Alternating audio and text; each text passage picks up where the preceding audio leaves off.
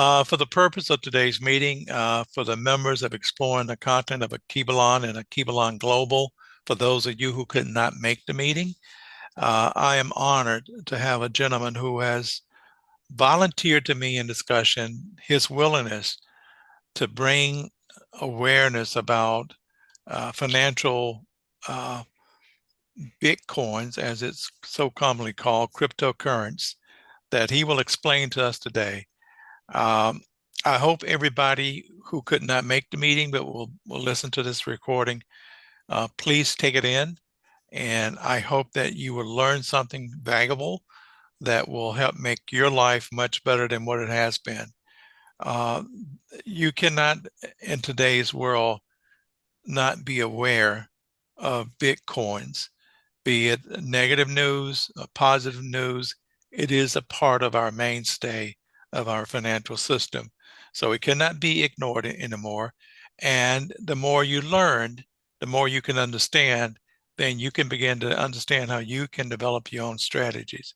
So I want to welcome Mr. Andre Little, everyone, to our meeting today.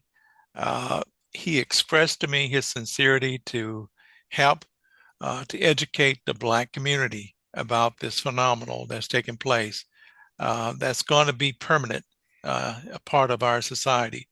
So the earlier that you learn about it, the more that you are captured by what is happening and also participate in it. I think it's going to pay dividends because we got a changing environment globally. We are changing. Everybody, you can see it every day. And it's not going to stay like it was before. That's not the way it's going to happen. But Mr. Little is Yes, sir. volunteering his time, and I thank you, sir. So have it your way, sir. You got the floor and express your feelings and your thoughts, and we'll go from there. Thank you. You're very welcome. Good morning, family. As again, my name is Andre Almir Little. I have a nickname that I was given years ago, the King of Currency, because I've learned so much about different forms of money, currency, assets. So let me just identify something really quickly, because I need us to really understand how much the Creator loves us, right? The beginning of money, or the concept of what they call money, started with bartering, with things of value, right? Historically, we use salt, wheat, barley.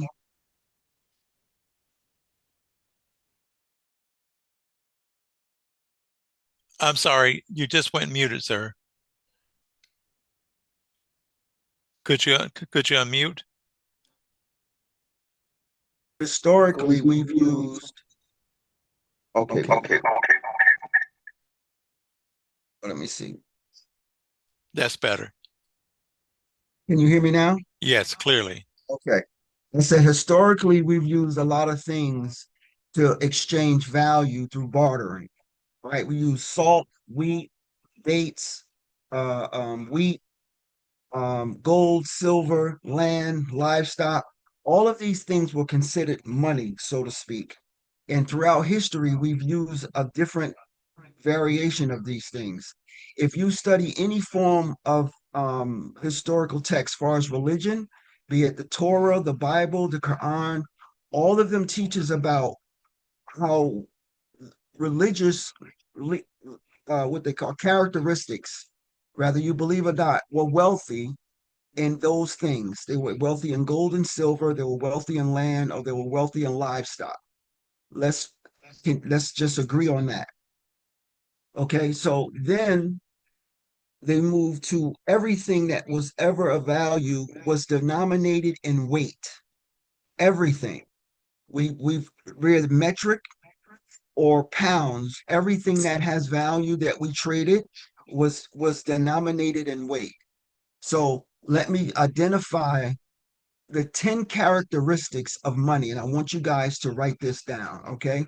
This is how you identify the difference between a fiat currency, right? Regardless of what country it is. This is from the US, this is from Canada, right?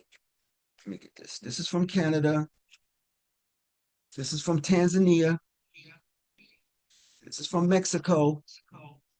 All of this is fiat currency. This is from the Congo, Democratic Republic of Congo. This is from Nigeria, right?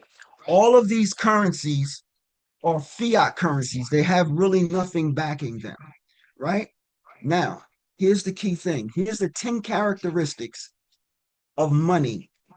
And if they don't have all 10 of these characteristics, it's not money, it's fiat currency.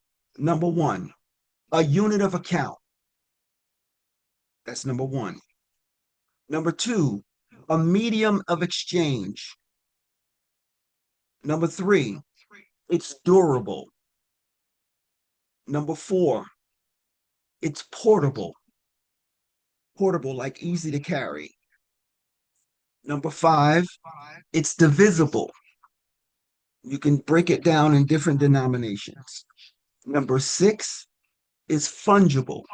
Fungible basically means the value of the item or money is the same value in my pocket as it is in your pocket. That's what fungible means. Number seven, here comes the last four, I would say that's the most important. Limited in supply. It's limited in supply. Number eight, it's a store value over long periods of time. Number nine, it's a hedge against inflation. Real money is a hedge against inflation. And number 10, all forms of money are considered assets. So I'm going to go over them again real quickly, just so you can make sure you have them. Number one, unit of account. Number two, a medium of exchange. Number three, it's durable. Number four, it's portable. Number five, it's divisible. Number six is fungible. Number seven is limited in supply. Number eight, a store value over long periods of time. Number nine is a hedge against inflation. And number 10 is considered an asset, right? So when you take those 10 characteristics and you start to identify or start to measure these fiat currencies, they have all six, or should I say five, the first five of these 10, but not the second five. Let me explain. The US dollar does not have the same value in America as it has in some other countries. Some countries, this is worth more than your dollar, and in some countries, this is worth less. So this is not fungible. This is not fungible. There are some countries that this dollar is against the law to obtain in 2025, right? So that's the major difference. That's number one. Number two, all of these currencies are divisible. We can get change. That's basically mean I can take a dollar and break it down, or the Bank of Congo, we can take these currencies and break them down to smaller denominations. Portable means is basically I can carry it around, I can put it in my wallet, right? Durable means that it's not easily destroyed, right? Now, here we are. Check this out. Now, paper is easily destroyed if I rip it or burn it. I can destroy it, but more likely it's durable. Um, Medium of exchange is basically something that is considered valuable that we can exchange as a medium or something equal. So if I give you two chickens, you'll give me 5 pounds of wheat, right? That's like a medium, right? So those are different things. And number one is a unit of account. Most everything that we ever used for money in the last 5 to 6,000 years of history was a unit of measurement, of weight specifically. Okay, it was a weight of a shekel, what they call in the Bible or Torah, right? Or it was measured in um, grams, pounds. Of, these things are in America, and metric in outside of America, right? So those are the 10 characteristics. Now let's get into number 7, 8, 9, and 10 that qualifies a currency to be money. All currency is not money, but all forms of money are currency, right? Now watch this. Number 7, limit in supply. These currencies are not limited in supply. They print these on a copy machine with ink.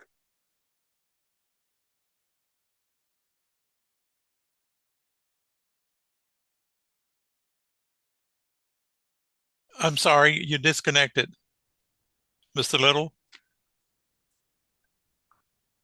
Okay. Hello, I'm sorry. Can you hear me? Yes, can I stop you for 1 second? Yes. Um, I hope that everyone who happens to be in here at this moment, if just one person will tell me, are you learning something that you never knew before in your entire life?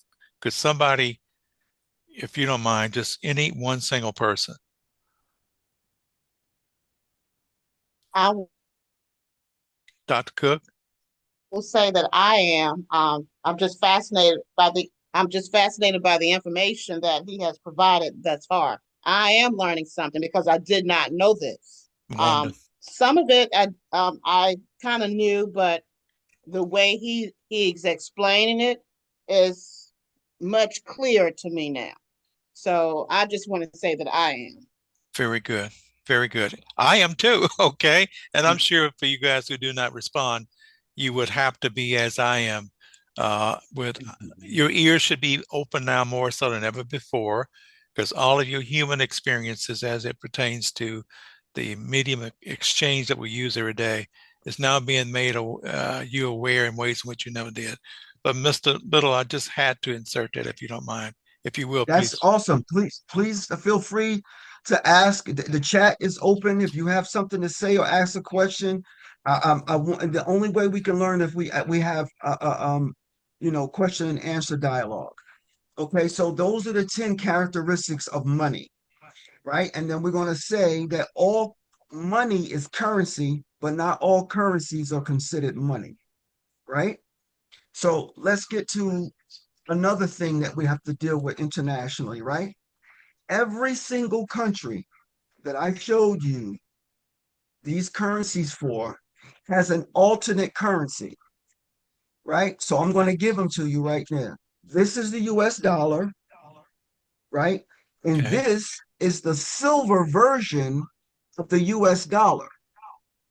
They started minting this according to the Constitution in 1792. So from 1792 to 2025, they've minted these coins, silver coins. This is a 2024, if you can see this, right? No, this is not circulated among American citizens because they don't want you to know that this is money. Because once you realize that this is real money, you will no longer save this. And they need you to believe and trust into this over what God gave us as money. And ironically enough, I need y'all to understand this. I know everybody on this call understands this already, that the creator of all things, the most high, whatever you identify him as, has given people of color the most valuable things underground that the world has ever seen. I need you to understand that. So, with that being said, let's move to the next currency. Now, here's the thing: every developed nation has two forms of money, excuse me, currency and money, but they only teach you about this one. This is the US version. This is Mexico. This is a Mexican dollar. This is a Mexican silver coin, right? That's Mexico. These are African currencies. Oh, wow. These are African currencies, right? It doesn't make a difference which one. Central Bank of Nigeria, Congo, Tanzania, all of them are paper currencies, right? But here we go. Here's the African version. This is a Cougaran, pure silver, right? This is a coin from Guinea, pure silver. I don't have any other African coins, but you guys know from around the world, y'all all have gold and silver coins from your country, but the average citizen does not circulate those coins. We are supposed to pay ourselves with this and pay our bills with this. Okay, get to Canada. This is Canadian paper currency. This is the Canadian maple leaf, pure silver, right? So, with that understanding, if we have two forms of currency in every developed nation, why did they only teach us about the paper? And because of that, that's where the misconception that paper is money. So let me tell you where the deception is, because this one right here might start your shorts, right? Let me get it. Hold on 1 second. Give me 2 seconds. Because now it's going to understand where the deception came in. This is US money, not currency. If you can see this, this says, I'm going to read it to you. It says, this certifies that there is on deposit in the US, in the Treasury of the United States, $10 in gold coin, bearer payable to the bearer on demand. This is real money from the US. The difference between this and that paper dollar that's created by the Federal Reserve is this was redeemable for the money that only God can create. This is gold, right? And this one on the other side is a silver certificate that reads the same thing. It says this certifies that there is on deposit in the US Treasury of the United States $1 in silver payable to the bearer on demand. This is a $1 silver certificate, and this is a $10 silver certificate. Now, here's the part I need you guys to understand, right? This $1 will no longer purchase or exchangeable for 1 ounce of silver, because as today, it takes 50 of these to purchase one of these. When were these two equal? In 1964, $1 or silver certificate was equal to 1 ounce of silver in the US. It did not happen, it didn't take a long time, because 1965, with the Coinage Act of the United States under Lyndon Baines Johnson, he eliminated silver from our currency supply. No more dimes with silver, no more quarters, because the coins that's made out of God's money appreciated so much, it has the face value of a dollar. And even though in 2025 and 2024, this still says US dollar, it takes 50 of these to buy one of these. Do you understand why we should be saving gold and silver? Mm-hmm. Mm-hmm. Now, let's get to Bitcoin. Here's the fun part. Or let's get to crypto.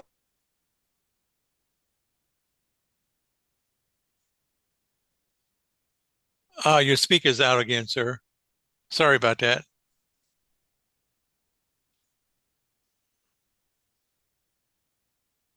Mr. Little, your speaker. Yeah. Okay. You got me? I hear you now. Okay. So here we are. Let's get to how we get to crypto and Bitcoin. Over the last, I want to say, since if you guys remember in the US history, right out of slavery, descendants of African slaves, we were descendants, or should I say, the legacy of Akibalon. The descendants, right out of slavery, amassed millions of dollars in a bank called the Freedmen's Bank. When the US allowed us to now bank our money in the, I think it was 18, it was in the 1800s, they mysteriously lost the money. Wall Street, the same ones who were responsible for it in 2025, was responsible for us losing our money in the 1800s, because they squandered, stole, and did unethical business trades with our millions at $56 million right out of slavery. $56 million right out of slavery is what we amassed. And they lost it all on Wall Street. They even tried to get our brother Frederick Douglass to try to stop the hemorrhaging of the bank by having him deposit his money into uh, uh, the bank, the Freedmen's Bank. And after doing so, his $10,000, which is probably like $10 million today, was lost too. All right. So to understand the difference between these things, you have to understand banking. Now, like my sister said, Verdi, that inflation is the reason why everything goes up. What's inflation and how is it created? Well, inflation is created by too much of fees chasing the same goods and services. When governments print more money than they have valuables backing it, print more currency than they have items backing that currency, it causes inflation, right? So in 2008, that was about the 15th to 20th crash, major crash from the Freedmen's Bank out of slavery to 2008 is what caused the world banking system to come together in the same year and release a white paper called Bitcoin. How ironic is that? How ironic is that? The following year, 2009, a computer was put on and what they call the Genesis block was created. And they start mining crypto from a computer. And the first cryptocurrency mined was Bitcoin. The way it was mined was called proof of work, is where a computer had to solve a very advanced math equation, and whatever computer on that network anywhere in the world that solved that math equation, they were awarded with Bitcoin. That's the start of it. So I need you guys to understand that they had to organically grow the value by introducing it first and then let the world see that more and more people were willing to save it and trade it over this. Now, when Bitcoin first started, it was fractions of a penny. You could have bought 13 Bitcoin with 1 US penny. I'm going to say that again. You could have bought 13 Bitcoin with 1 US penny in 2009. Today, as we speak, Bitcoin is worth $120,000 for one full Bitcoin. How is that for you for inflation? In 17 years, right? So what happened organically? I need you guys to stick with me on this part. You have any questions, please stop me and I'll answer the question before I get into the meat and potatoes of what's happening right now. May I thereby survey everybody? Number one, I think you guys are like I am. You are learning new information. Mr. Ross, you, I'm sure, have some questions with your background experience as an investor. And do you have any questions, Mr. Ross, or any validations to add? No, I'm just following, and you say writing things down, Okay. and what you say, be able to use some stuff in a presentation. Go ahead, man. Okay. So Okay. I need you guys to understand it wasn't until I lost that money, that $1.8 million I lost in 2008 personally, is when I begged out to God.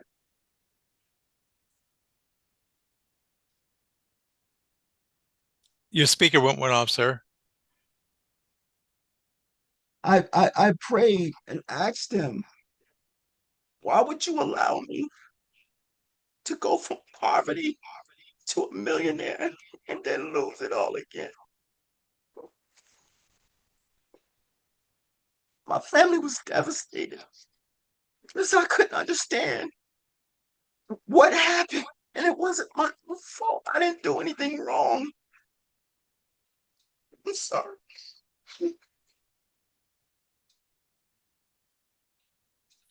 After I lost my mother and my father, I did not understand how I was going to take care of my younger brothers and sisters. These are all events that happen in our.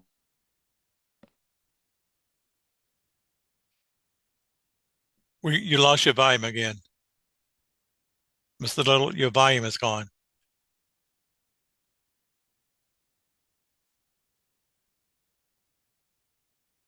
Can hear me before I continue. Yeah, please. Now I hear you. Okay.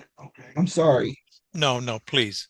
Um, it wasn't that I was trying to figure out and why, and just asking the creator, why would he allow me to go from poverty, lose my mother and father and all my grandparents, to become wealthy and then lose it all again? But what I did not realize then that I understand clearly now is in life we have cycles and seasons for everything, no matter if you understand them or not. And there is a hidden cycle and season inside of wealth and poverty. This cycle and season had season, and these cycles play out every so many years. So let me give you some very specific ones. Every one, and this is according to the last 5,000 years of history, not me. I'm just. You lost again, sir. Your voice is gone.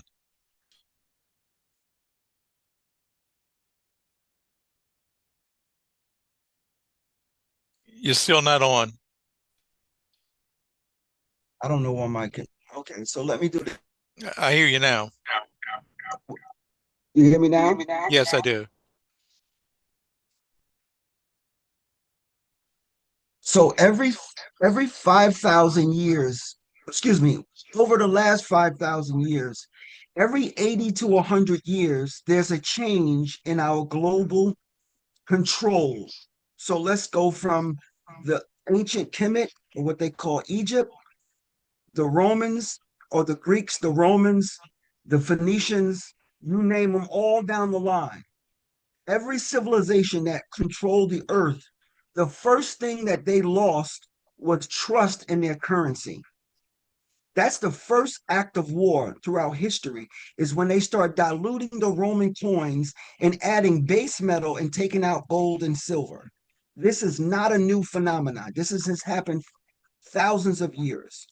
The Chinese was the first one to invent what we call a paper currency. The Chinese did in the first century AD. So from that point to now, every single government that removes God's money from their circulating currency supply within 80 to 100 years, that civilization collapsed. 1925 was the year that the United States gained or garnered the international status of the world reserve currency status in 1925. We're in 2025. That's 100 years. I can't make this stuff up. I put a post in our Kibalon group of an image of a guy who painted a picture of Africa, China, and India standing over the colonial powers. Now, mind you, he wrote this in 1920. He painted this picture in 1925 and said that one day that these three giants will take control back from these colonial empires. And in the back of those three giants, there was another country that was the Soviet Union, now we call Russia. Now, how ironic, I don't believe in coincidences. How ironic is we're living in a time where the BRICS nations are now coming against the United States for the same reason: oppression, war, and because of this. So let's get to Bitcoin.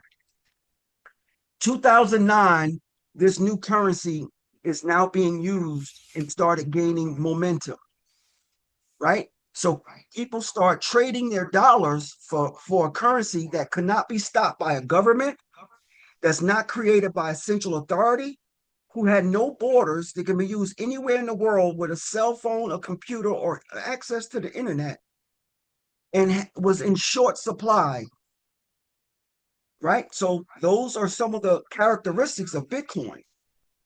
Now, if you're in Africa, Indonesia, or any other country where you're being oppressed, that in poverty, if you have access to the computer and you're able to purchase cryptocurrency, I myself believe that this was a mercy from the creator to allow us to sidestep inflation, right? Rising powers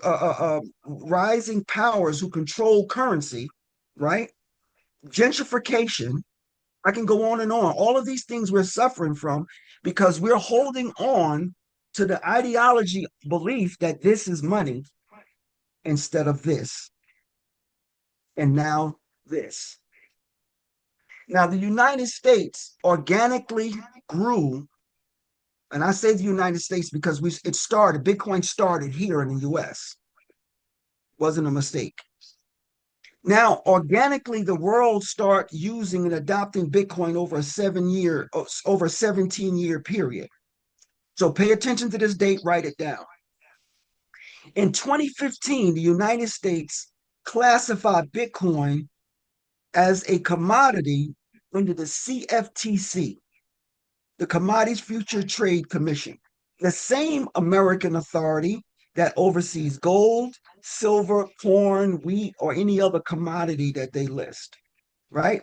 Some of the countries that you're in have rubber commodity, wheat, cocoa, chocolate, coltan, uranium, you name it. Whatever is in that ground, the creator put it there for the use of the people who were born in that continent. But because of colonialism, right, they extract these minerals for nothing and leave the people in poverty. But this right here has changed my life. It changed my understanding of what this is. They mimicked Bitcoin after gold and silver. It has to be mined on a computer. Where do we get gold and silver from? It has to be mined, right? It has, if you saw Bitcoin, an image of a Bitcoin, it is a gold coin, subliminally injecting in your mind that it has the same value as this, right? I need you to understand the symbolisms because it's on purpose, right? It's mined. It has a limited supply of 21 million Bitcoin. Only 21 million Bitcoin will ever exist. I don't care how many people own it, how much the value goes up or down. According to the original program, it only will be 21 million. And I believe the last mined Bitcoin will be, I think, 2145. We won't be here, but it still will be made on a computer, right? The value of it gains, or should I say, the value is derived from a number of different variations of things. Number one is in limited supply. Number two, every 4 years, there's a halving. What does that mean? It means that the award of Bitcoin by each computer on the network is reduced by half, right? So organically looking at the things that the creator gave us, if the supply is limited,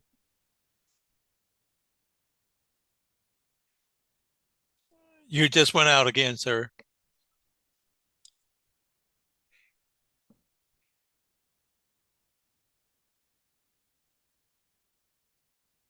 rewards are reduced and the demand is increased, by nature, the value will go up. I'm going to say that again. If the demand is increased, the supply is limited, and the reward is reduced over time, which is deflationary, though a value will go up. Why do you think gold and silver's value is exploding over the last 20 years? I need somebody to give me what they believe. Why do you think gold and silver has outperformed the S&P 500 and the NASDAQ in the last 5 years? Why do you think that is? May I ask Mr. Ross to respond to that? Yes. Sure. Let me turn my mic back on here. What do you say? Kind of limited supply. What do you say? In the ground and every place else, and lack of faith in fiat money. That's true. Now, let me give you one that I didn't tell you. Trust. Once Mhm. humanity loses trust in anything, a person, a car, a currency, a relationship, it loses its value. That's synonymous in anything. The world has lost trust in the United States as a currency leader. The world has lost trust in fiat currency. Now they're refocusing their trust back on history because this has maintained its value over 5,000 years. This has maintained its value over 17 consecutive years. If you Googled what's the best performing asset in the last 10 years in the form of percentages, numbers don't lie. Bitcoin has outperformed everything. And then comes gold, and then comes silver and a few other things. But I'm talking about the currency that we can actually use. If it's possible, brother Tyrone, can you pull up something on the computer? Because I want to share something with the people while I'm talking, and I want you to share it. Okay, hold on just a second. Let me see, can I navigate, which seem to While be. I'm telling brother Tyrone, I want you guys to write this down because I'm giving you tools that from now on that you can use to determine if somebody's trying to rob you, right? Because here's the reality of it. The website is infinitemarketcap.com. Infinite, IFINTI, infinitemarketcap.com. I want you guys to write that down. Infinitemarketcap.com. Because I need you to understand the reason why we need to start saving gold, silver, and cryptocurrency for ourselves. You pay your bills with this stuff. You don't save this. This is not for saving. It does not keep its value over long periods of time. It is not a store of wealth. It's not a hedge against inflation, and it's not considered an asset. That's why this is fiat currency. This is not money. You know, well, let me preface that by saying you save some of it to take care of your bills, right? Because according to this currency right on the front of it, American currency anyway, it says this note is legal tender for Sorry, all. I'm sorry, brother Andre. Can you please repeat the website again? Sorry, InfiniteMarketCap.com. market cap. It's like Yes, CAP. yes. Okay, thank you. InfiniteMarketCap.com. Okay, thank you, thank you. You're welcome. Now, let me see if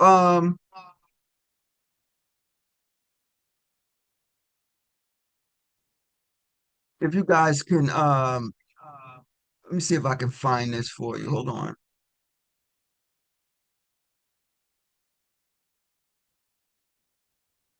Where is my brother?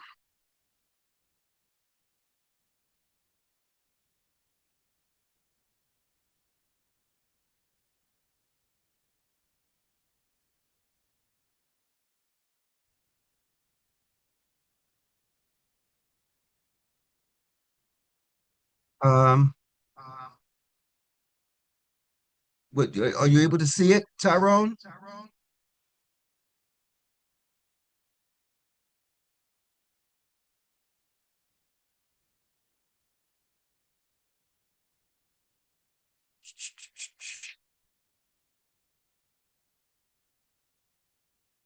Can you guys hear me?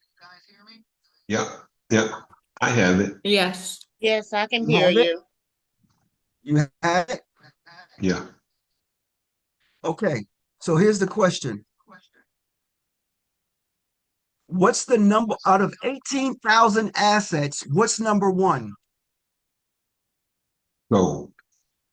Okay, so why aren't we saving gold if that's the number one asset on planet Earth? Look down to number six. What's number six? Silver. Why aren't we saving silver every single month? Every time your hand touch money or income, you should be saving 3 to 15% according to your lifestyle in an asset that will save you from inflation. What's number seven? Bitcoin. Now, out of 18,000 things that are considered the most valuable assets on earth, three of them in the top 10 are considered money, and not one of them says the US dollar. Is that ironic? Okay. Now you see other assets that they call stocks, right? But those stocks are not money. Those are investments. So let me identify the difference between an investment, which is Bitcoin. This book says investing in gold and silver, right? So let me debunk that. Saving gold and silver is not an investment, right? It's not an investment. Why saving gold and silver is not an investment? And then I'm going to get to why Bitcoin, technically, under the same ideology and understanding, is not an investment. So watch this. Gold and silver is a part of the US Constitution as money. Article 1, Section 10 states that lawful money of the United States, or should I say, how does it read? No state should have any other form of currency, right, but gold and silver as legal tender. So what they did was they changed the verbiage uh, um, from lawful money to legal tender, right? This is where they did the switch. Because if you look up, the next thing I want you guys to look up is what is lawful money of the United States. Put that into your search bar. What is lawful money of the United States? And every other country in their constitution Paper. probably says the same thing. Would you say, Mr. Ross? I said paper is the lawful money in the United States. Well, that's not according to the Constitution. I'm talking about according to law. See, I need y'all to understand Okay. something. Law Gold and is silver. gold and silver is legal tender. Excuse me, gold and silver is lawful money of the United States. Why is gold and silver lawful money of the United States? Read it to me. So gold in the United States, lawful money refers to forms of money that are not directly convertible to gold or silver, but rather represent a government-backed medium of exchange, such as Federal Reserve notes. Hold on. Like the term historically referred to forms of currency that could be redeemed for metallic money like gold or silver. In the US, it now it's saying it refers to paper money. This is just an AI search. Let me just go to the Federal Reserve. I'm going to read it to you, and then you find it, you'll see, because they're trying to take it, Google and those guys are trying to remove the truth. So let me give you the truth according to the Constitution. Any form of currency issued by the U.S. Treasury Department is considered lawful money. That means bonds, treasury notes, gold, and silver. That's what's considered lawful money. They never taught that in college. I don't care if you have a master's degree in finance, in accounting, they don't teach you that. Because if they taught you the truth, then you would not save this or these. Same thing. The reason why our brother Gaddafi was murdered was for a few things. Gaddafi, Latrice Lumumba, and every other leader that stood up for us was murdered by this country, right? Because they understood lawful money is gold and silver. That's the truth, right? And anybody who got in the way of this country or any colonial colonizer accessing gold and silver, uranium, or any other natural mineral from that country, they were unalived if they got in the way. But here we are, we're in a new era. We have a brother named Ibrahim Touré. You just went silent again, sir.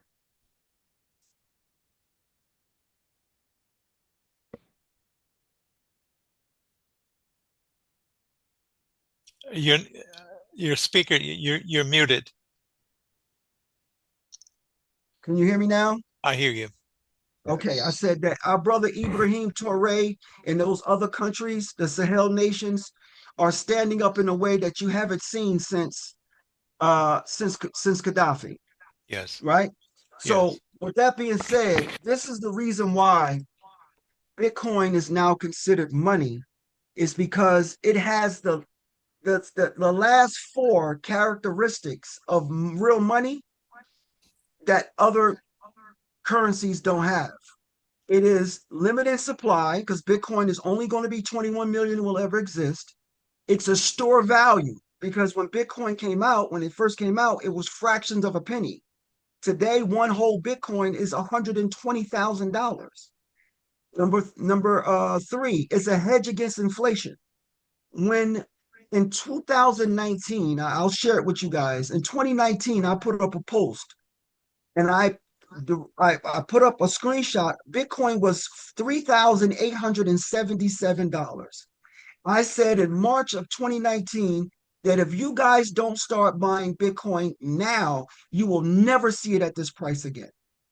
Ethereum was $120. Today, Ethereum is $4,500. XRP was like 3 cents or 4 cents, maybe 30 cents. Now XRP is $3. Every single cryptocurrency that has what they call a utility, a limited supply, in an original blockchain, you can't purchase it for the same amount of paper dollars 5 years ago that you can today. Because it's the value of it is organically being grown by people who are exchanging this for crypto. They're lost trust. They have no more faith in this, or the governments who enact policies behind this. So now they're organically switching out of paper into crypto, out of paper into gold and silver. That's why this is exploding in value. I have one more website for you guys. I want you to go to, and this is the history that, these are things and tools, financial tools they don't teach us, right? Go to, what is it? USDebtClock.org. USDebtClock.org. USDEBT debtclock.org. O-R-G. All right. Let me know when you guys get there so I can tell you what to look for. And this is by the United States. This is their records. Sorry, brother Andre. U.S. debt clock. You mean? How do Yes, you spell? U.S. debt. Yes, USDebtClock.org. Deck as in DECK? DEBT. DEBT. Okay. Debt. Yes. Okay. US debt. Okay, gotcha. Tell me when you guys have it so I can tell you what I want you to go because I can't see it. Okay. US debt. DEBTCLOCK.org. Org. Correct. Yes, I got it. Okay. You got it. Okay, so I'm gonna wait a few more seconds so a few more people get it because I want you to see it at the same time. I need y'all to understand what's happening and how to protect yourself from it, because we don't make bank laws. Citizens don't make central bank laws. I Okay, have so it. in the top left-hand corner, you see that national debt that's growing by $1 trillion every 90 days. Is what, 37 trillion, almost 38, right? Right. You Yes. see that, right? Mm-hmm. Now, if you stay on the left side, scroll down and look at debt to GDP, it should be above 120 something percent. Now, here's what I need you to understand. In the 6,000 years that we have been recording the history of money, there has not been one country on this planet that have come back from 100% debt to GDP. And we're at 122%. Or it might have went up if you're looking at it. Tell me what it says.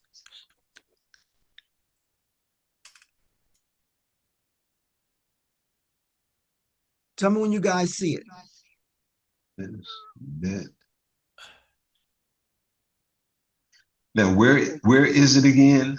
Okay, if you go down a few lines and to your right, you'll see in 1958 the debt to GDP, 1974, and then there's two other numbers. But on the right, right under the debt, the clock, the $37 trillion, a few lines down, you'll see where it says debt to GDP or percentage. It should be 120 or higher. There is a rise up to the old world that kind of fills up my whole page, preventing me from getting a clear view. Yeah. It's okay. Yeah. But Is it below that? Is it below that big rise up elevation? Yeah, it's behind it. I can see part of it. It's Right. covered. It says 124 point something, but the Exactly. rise up out of the old It went up another 2%. So no country in history has ever come back from 100% debt to GDP. It was 122% a few months ago. Now we're at 124%. It's unsustainable, family. We are not going to allow our respective governments to make us casualties of one country. The only way outside of God blessing us with the ability to do it is for you, each individual person, to exchange a portion of that paper currency for what will be used as money in the new monetary system. And I just showed you 3 of them in the top 10 of all the most valuable assets in the world. Now, on that same page, I want you to look on the bottom right-hand corner. The bottom right-hand corner, they blocked it out because we're starting to get smart. So they blocked out the middle image so you can't see it. Yes. But on the right side, you should see dollar to gold ratio, dollar to silver ratio, dollar to crypto ratio. Tell me if you can.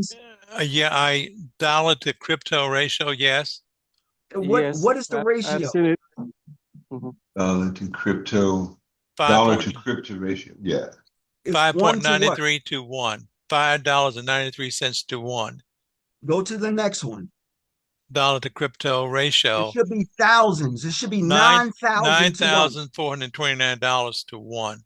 That's right. So let me explain to you what that means. I need y'all to understand. That meant if you had put $1 in Bitcoin in 2009, you would have in return $9,000. I need you to understand this. This is where the ignorance comes off and the facts matters. This is according to the United States records, not mine. Go above that and look at the gold to ratio to dollars, and then gold to ratio, want the ratio to silver. Look at the numbers that.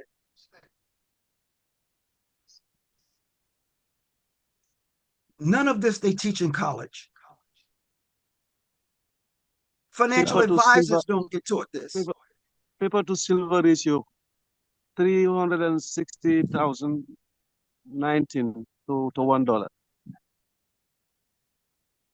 or 360.19 to $1. That is silver, paper to silver ratio. Per contract for silver, there is 1 ounce of gold for those contracts. How can 391 contracts have claim to 1 ounce of silver on planet Earth? It can't. So the people who are holding on to physical silver, when they reevaluate the price of gold globally, most people will become poorer because the dollars or fiat currency in your countries will become less and less valuable. And the people who are holding those 3 forms of money in the top of that infinite market cap, gold, silver, coin, or those are the ones who will experience That Zoom exponential wealth. meeting. Say it again. No, I'm sorry, I'm listening. Good morning. Oh, Marisol. Hey, good Good morning. Good afternoon, Marisol. afternoon. Good afternoon. Hey, good. I'm not sure how to post my picture up here, but Don't worry about it. yeah, I'm Don't worry trying. about it. Your I ears was- is the most important thing at this point, okay? Now, find the one, Brother Gay, or someone in the group, the one ratio to gold. Because I need you guys to understand what they're doing. Anybody see it? They actually have the real value of gold and silver and what is supposed to be per ounce on the right side of that website. It should be somewhere between $9,000 an ounce. That's at 9,314 per ounce. Bingo. Bingo. That's the correct value of gold per ounce according to the debt that the US has. And right now, gold is only sitting at about 3,900.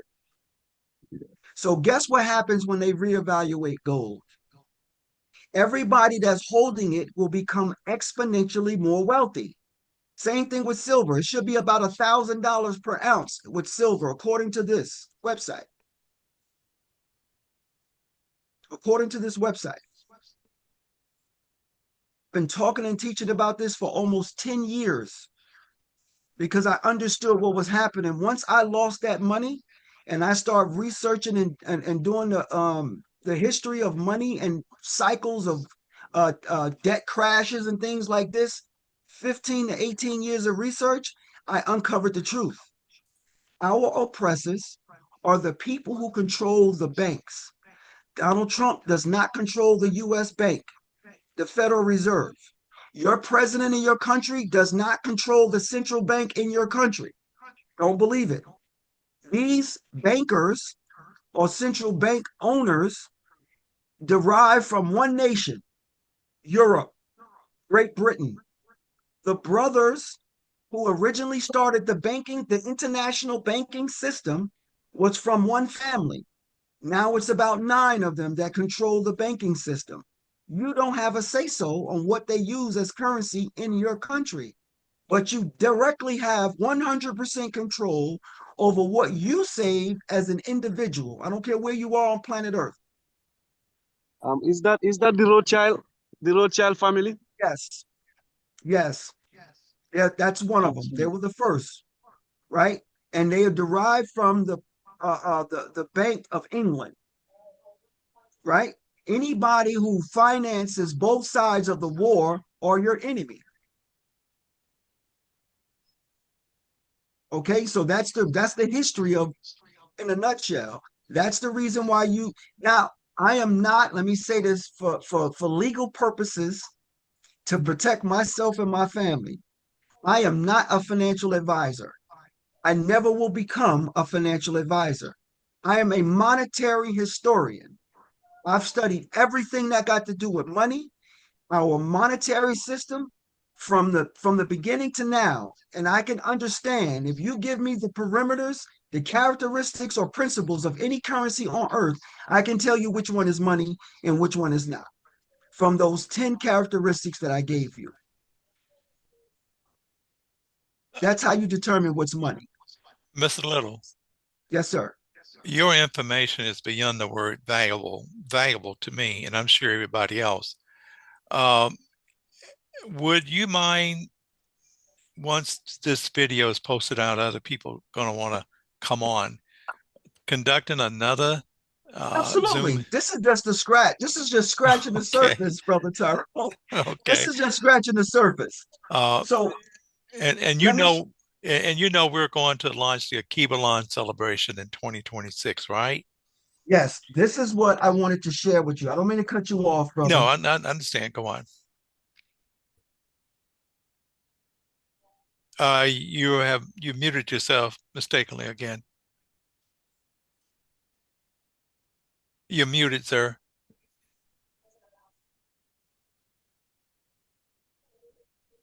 Hello? Yeah, Can you now hear me you're now? back. Now you're back Okay, on. as far as the Akibalon celebration, remember what I told you about fundraising? Yes. Okay, this and gold and silver is how we're going to fundraise, because guess what's going to happen over the next 2 or 3 years? The value of all paper currency is going to decline sharply. Sharply. Now, Mhm. we can use the ecosystems so let me go back first 1 second. There are systems in place to keep us impoverished. There are systems in place to keep us oppressed. There are systems in place that has been successful over hundreds of years to keep us in a place where we will not be able to gain power over the people who stand over us. That first uh, uh, um, tool that they use is here. It's here. Once we change this, you begin to change everything in your existence. That's the reason why I'm sitting here on a boat thousands of miles away from where I live, because crypto paid for this for me, because I understand the value of real money. And I want us to be able to benefit the same way. Now, this is how we can use, and I'll get into it later at a later time, how we can use the systems that exist outside of the banking, outside of central banks, to use to benefit us financially, no matter where you are on planet Earth. If you have a cell phone, a laptop, or tablet that connects to the internet, and you have the freedom to purchase crypto, that is your exit strategy to poverty. Mr. Little, I have a question. Yes, ma'am. How do you carry all those coins? I mean, do you secure them somewhere? I mean, they seem like they would be kind of heavy to carry around all the time. Yes, they're almost as heavy as the burden of carrying regret. So, so let So, me help you out. yeah, Where you live, you probably acquired from marriage, birthdays, holidays, jewelry, right? correct. And right now, if I was a thief and I wanted to take everything in your house, I would go right to your dresser drawer where your jewelry box is and take everything you own of value. Okay, That's what we'd be conditioned to do that, right? correct. So my purpose in this is to teach everyday ordinary people how to become the bank in your life. The first thing a bank has is a safe. Okay, You should have a safe in your house to hold your birth certificate, your life insurance, and any other valuable that you have that you want to protect from outside sources. You should have a fireproof safe. That's how you protect it, right? okay, That's number one. And number two, you're not going to carry it around because you don't carry your wealth on your back. That's how you protect it. I carry these coins because I have to, wherever I go, I teach my people the truth about what's happening.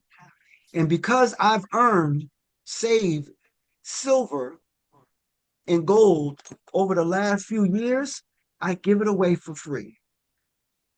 One of the bro- what? one of the brothers that's here on this ship is from um, where is he from? He's from Thailand. And what they get paid in Thailand It's just like most other countries. They're to the dollar, it's peanuts, right? Mm-hmm. So I didn't have cash to give him as a tip. So what I Okay. did was I sat him down for 15 minutes and explained the value of American Silver Eagle coin, and I gave him an ounce of silver. Oh, nice. So now he understands that instead of me giving him $50 in US currency, I gave him $50 in silver that will be $100 in 2026. All he got to Oh, do is hold it. oh, wow. And where would you go if you wanted to cash them out for something like that? Okay, great question. So here's the second lesson because you came a little late, my sister. I'm sorry. No, it's fine. The first thing that we are not going to do is Mm-hmm. cash out assets for worthless paper. Mm, That's not going to get you the end result of what you want. Not at this time. It's not time for that. We're in a cycle right now. We're in a mm-hmm. cycle between here and here. We Mm-hmm. have to save as much as humanly possible, sacrifice, be patient, and exchange the paper for the real money. There coming a time where there's a next big crash is going to be upon us. It's called the financial reset. It's going to happen between 2028 and 2030. That's when you'll be able to exchange, if you wanted to, your Mm-hmm. Bitcoin or your gold and silver for the digital currency that they Mm-hmm. will use in your country. So Not in before. 5 or 6 years? No, the date is 2030. Oh, That's the I date. know, I know from now I meant. Yes, So yes, hang into it that long. right, exactly. So, and I say this when you say that long, Mm-hmm. I'm speaking for most of us. How Mm-hmm. long have we been living in poverty as a people? Right, Is it longer right, than five right. years? Mm-hmm. Right. How long have we been overworked, underpaid, underappreciated, underrecognized, right? Looked Mm-hmm. over, picked over, Mm-hmm. you name it. We've been Mm-hmm. doing this has been happening to us. Yeah, too long. You lost out again, sir, Mr. Little. I'm sorry. We lost your voice again, sir. Can you hear me now? I hear you very well. Yes. Okay. It should not be a long process for 3 to 5 years, but we do not have the luxury of time. I'm going to give you one more thing or two more. I'm going to give you three more things I want you to write down. And then we can convene whenever you want to, guys. I just need you. You have me at your whim, but listen to these three things. Write these down right now. BASEL, Basel 3. BASEL, Basel 3. Mm-hmm. That is the re-evaluation of the tier one asset on planet Earth by central banks. What they did in 2019 was right before the pandemic. The global central banks came to a concession that they are no longer going to depend on paper currency anymore.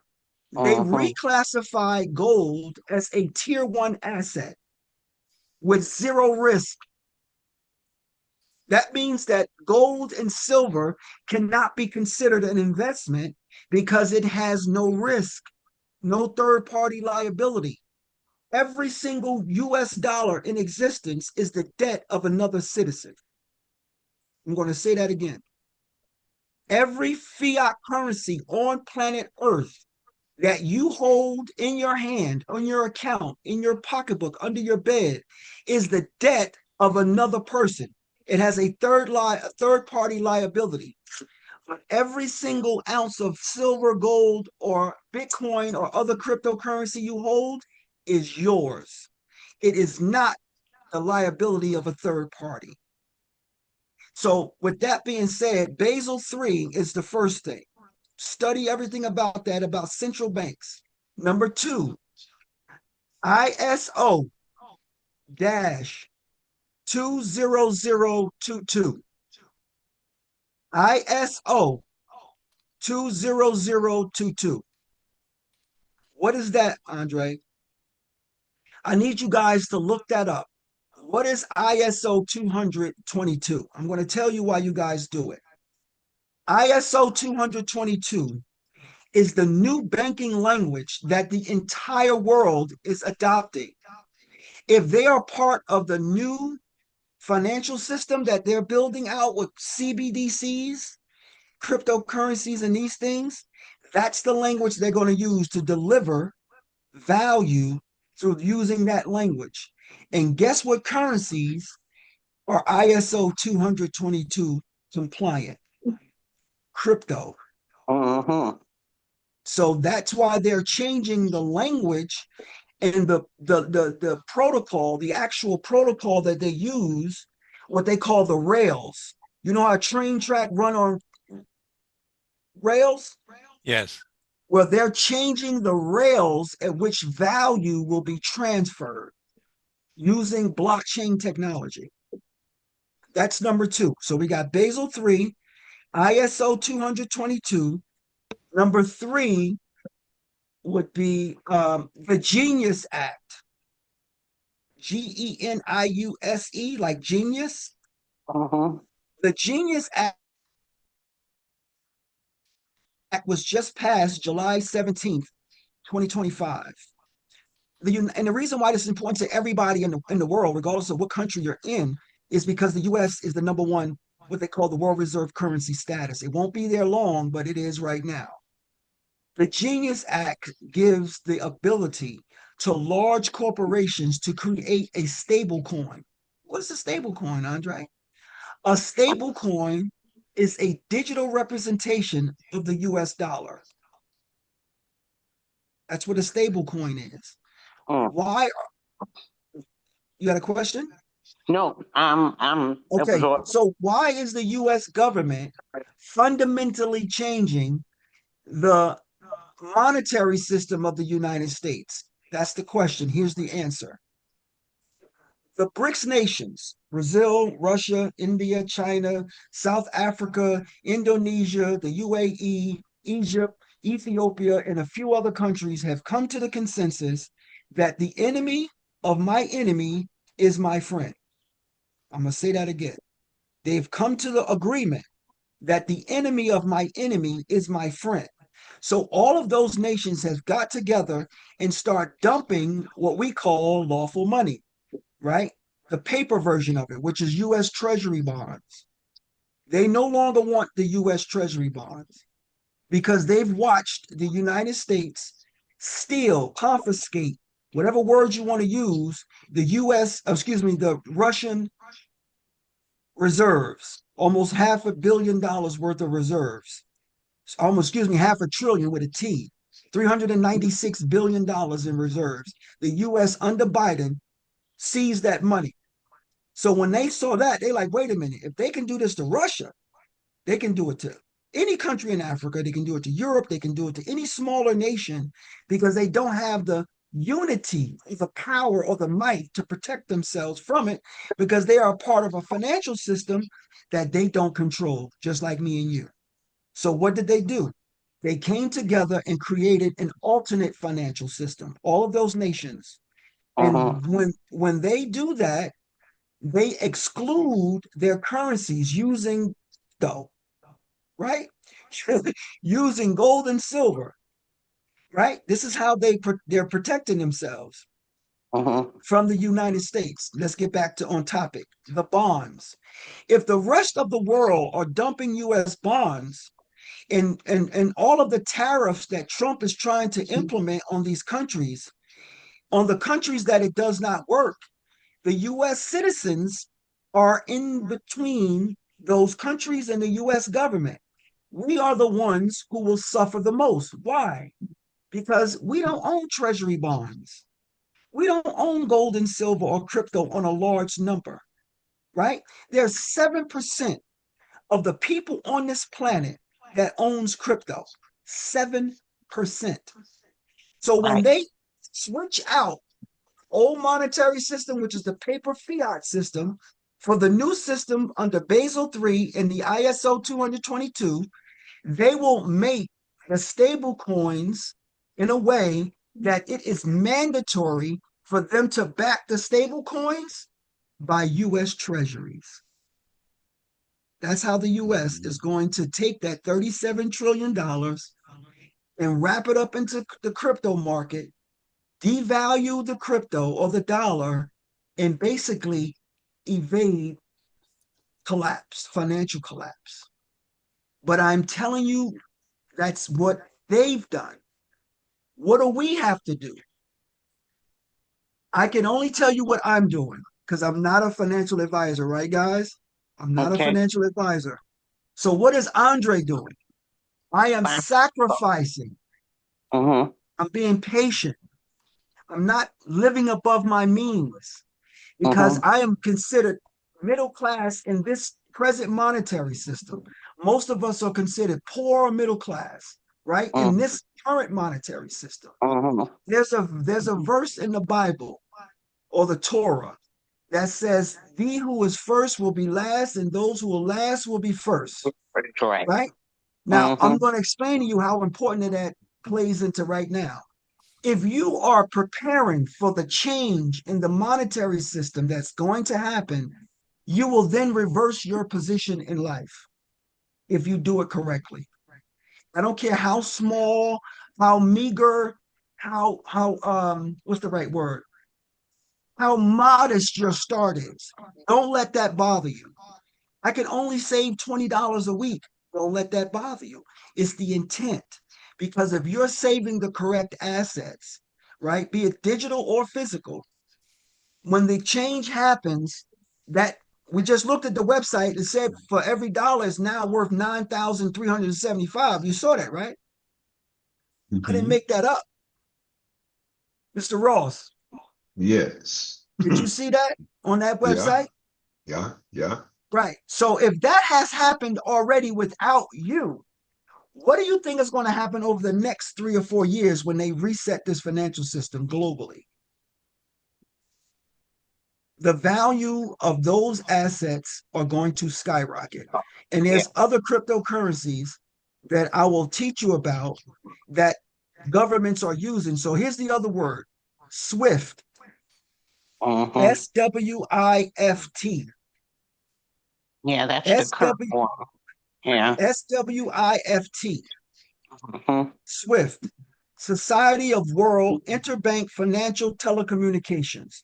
That's the system that every central bank on earth uses to move money around the world. We're above our pay grade. We're above your local bank. We're not talking about them.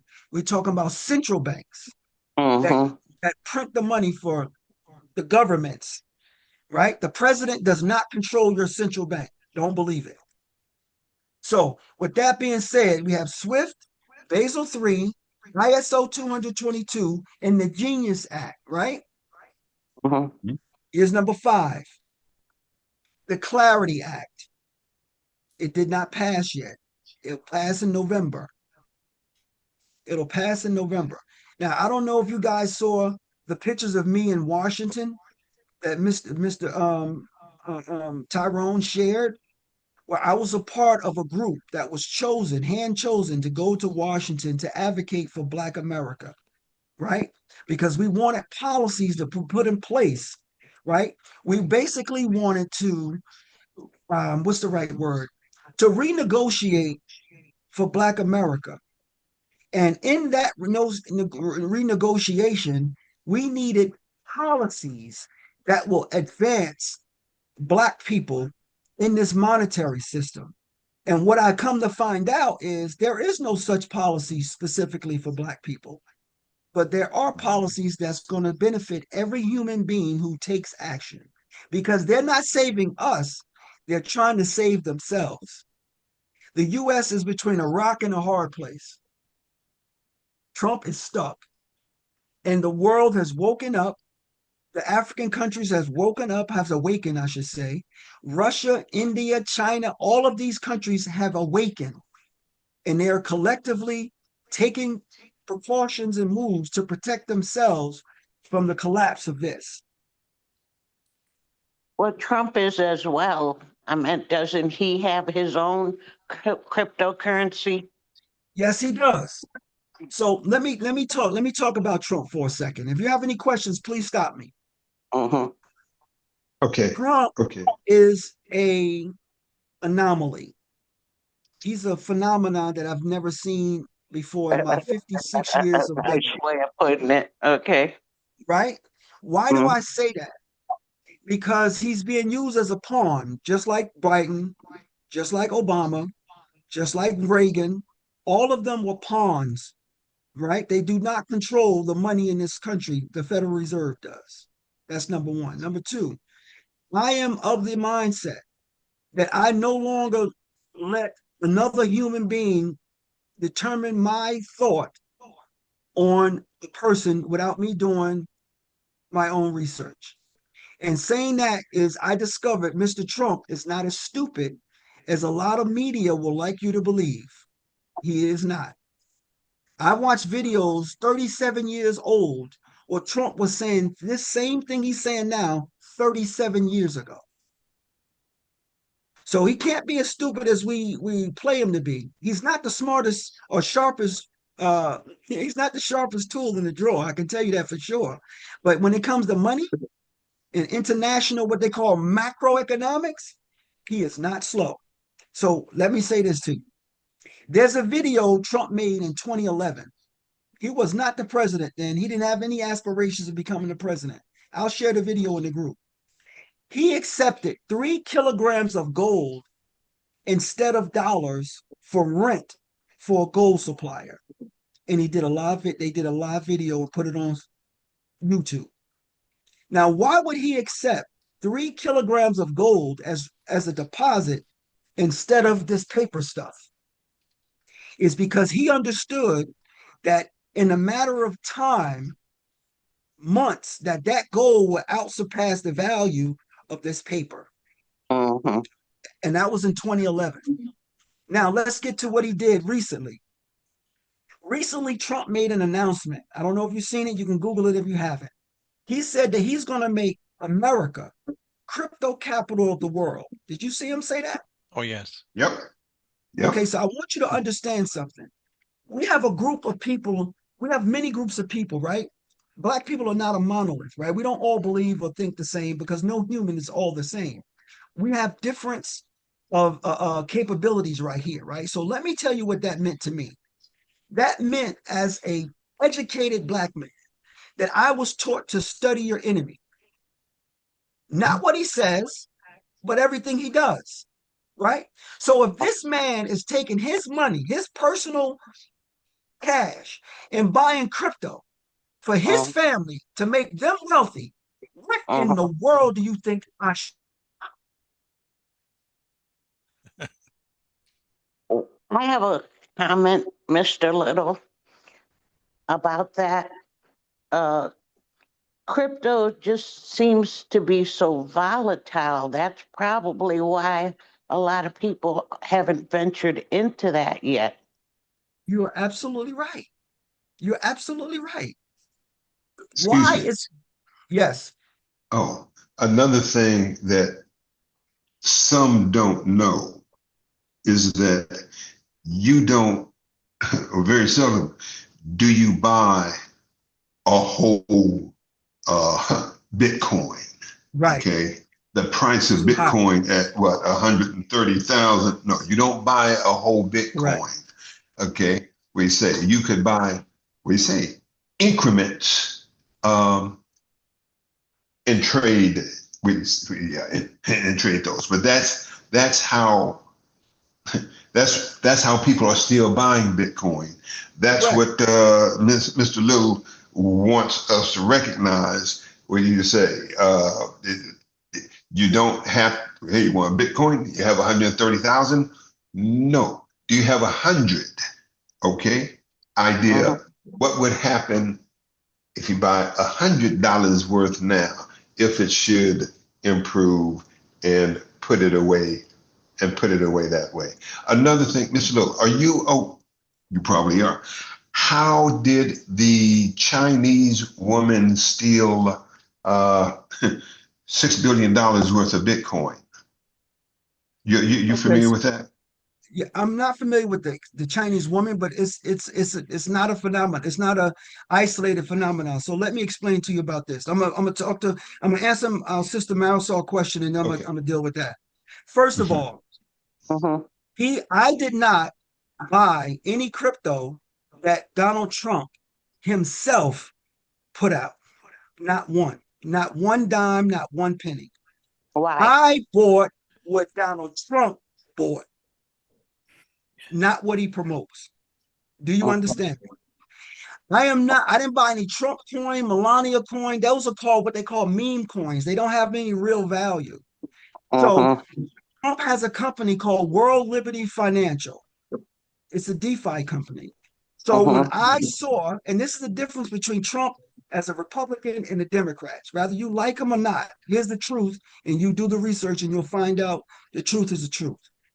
Everything he did with crypto is public. I can research World Liberty Financial. I can research the laws he put in place, the bills he put in place. I can research all of that and know exactly what he did in public because it was all public information. All you got to do is research it. You can't find me one investment that Biden had. You can't find me one investment that Obama had. Not one. You can't find me any investment that any Democrat had because they don't fit out publicly. They don't. But I can Mhm. send you a list of what these people are doing publicly because I can then study that and determine if I want to do the same thing. That's number one, what you said, Miss Marisol. What my brother Lawrence is talking about, he's 100% correct. Watch this. This is a US dollar. If I don't have this, remember the word divisible under the 10 characteristics of money? If I don't want to use this, Mhm. Mr. Little, you broken up again. He's saying if he don't want to use that $1 bill, he could use 4 quarters. He could use 10 dimes, 20 nickels, or Okay. 100 pennies. Okay, got you. Um, Divisible. everyone, if you will, this is the most informative meeting we've ever held. And for the sake of not overdoing it, because people will lose their desire to watch the entirety of it, I'm going to right, cancel the meeting recording. We can continue to talk because I want people to listen to it and learn. But with the curiosity that next time we host another meeting, they will attend. So you will hear the recording being stopped, okay? yes, So sir. hold on a second.